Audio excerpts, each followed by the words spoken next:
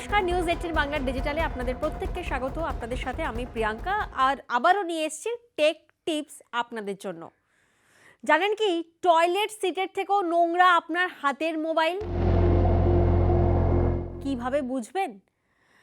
খাবার টেবিলে বসে আমরা জানি যে হাতে আমাদের সারাক্ষণ স্মার্টফোন থাকে। ঘুমোতে যাওয়ার আগে মাথার পাশে আমরা স্মার্টফোন রাখি। সকালে ঘুম থেকে উঠেই হাতে ফোন না হলে চলে না। এমনকি টয়লেটে গিয়েও, মানে ওই টয়লেটে সাইডে বসেও হাতে কিন্তু ফোন থাকেই। আর এই আসক্তি এতই বেড়ে গিয়েছে যে আপনার ছায়াসঙ্গী হয়ে উঠেছে এই স্মার্টফোন।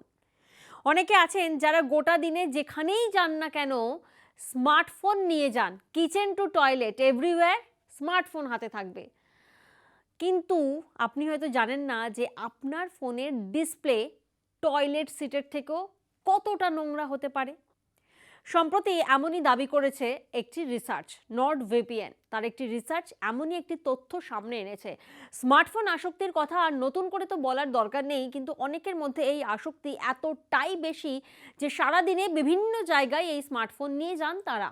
আর রিসার্চে এটা দাবি করা হয়েছে যে টয়লেট সিটের থেকেও নোংরা মানুষের হাতের মোবাইল, যা তাদের অসুস্থ করে তুলছে দিন দিন। আপনি কিভাবে বুঝবেন তাহলে আপনার স্মার্টফোন টয়লেট সিটের থেকেও নোংরা? অনেকে আছেন যারা গোটা দিনে যেখানেই যাচ্ছেন না কেন স্মার্টফোনটা তো নিয়ে যাচ্ছেন, কিন্তু স্মার্টফোন যেখানে সেখানে রেখে দিচ্ছেন এবং সেই একই হাতে স্মার্টফোনটি ধরছেন। এই যেমন ধরুন বাসে করে কেউ যাচ্ছেন, বাসে টিকিট কাটছেন, ঠিক ভাড়া দিচ্ছেন, আবার সেই নোংরা হাতেই স্মার্টফোনটা ধরছেন। নর্ডভিপিএনের একটি রিসার্চ দাবি করেছে যে 10 জনের মধ্যে 6 জন টয়লেটে স্মার্টফোন নিয়ে যান। আর এই প্রবণতা সবথেকে বেশি তরুণদের মধ্যে, ইয়াং জেনারেশনের মধ্যে। কম বয়সী ছেলে মেয়েদের মধ্যে স্মার্টফোন আসক্তি তো সবচেয়ে বেশি, কিন্তু কি কি কারণে এই প্রবণতা তৈরি হচ্ছে জানেন? রিসার্চে দাবি করেছে যে 61.6% মানুষ বিভিন্ন সোশ্যাল মিডিয়ার অ্যাকাউন্ট, যেমন এই ধরুন ফেসবুক, টুইটার, ইনস্টাগ্রাম, ওয়াশরুম বা টয়লেটে গিয়ে ব্যবহার করেন। আর 33% মানুষ টয়লেটে গিয়ে স্মার্টফোনে কারেন্ট অ্যাফেয়ার্সের উপর নজর রাখেন। আর বাকি 24% মানুষ কি করেন? যারা টয়লেটে মোবাইল নিয়ে যান তাদের বিশেষ বন্ধুর সঙ্গে কথা বলবে বলে। এই অভ্যাস কি কি বিপদ ডেকে আনতে পারে? বিশেষজ্ঞদের মতে এই ব্যবহারের ফলে মনে সন্তুষ্টি মিটলেও স্বাস্থ্যের জন্য কিন্তু ভীষণ ক্ষতিকর। এই অভ্যাসের ফলে টয়লেট সিটের থেকেও 10 গুণ বেশি ব্যাকটেরিয়া জমছে আপনার মোবাইলে, আর সেই ব্যাকটেরিয়া কতদিন অবধি থাকে হয়তো জানাও নেই। ইয়াহুর রিপোর্ট অনুযায়ী এই ব্যাকটেরিয়া আপনার স্মার্টফোনে 28 দিন অবধি বেঁচে থাকতে পারে, যার ফলে একাধিক রোগ ব্যাধির মুখে পড়তে পারে সেই ব্যবহারকারী।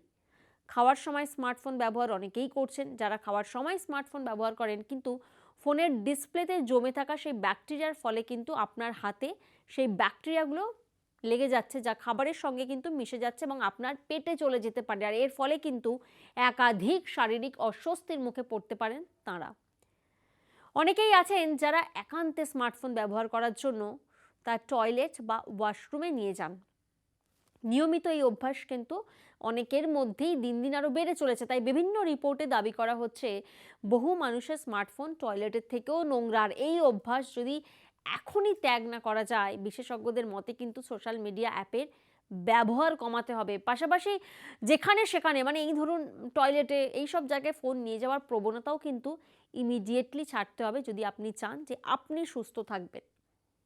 টেক টিপস আজকের মতন এই পর্যন্তই। বাকি সমস্ত খবরের আপডেটের জন্য আপনারা নজর রাখুন নিউজ 18 বাংলা।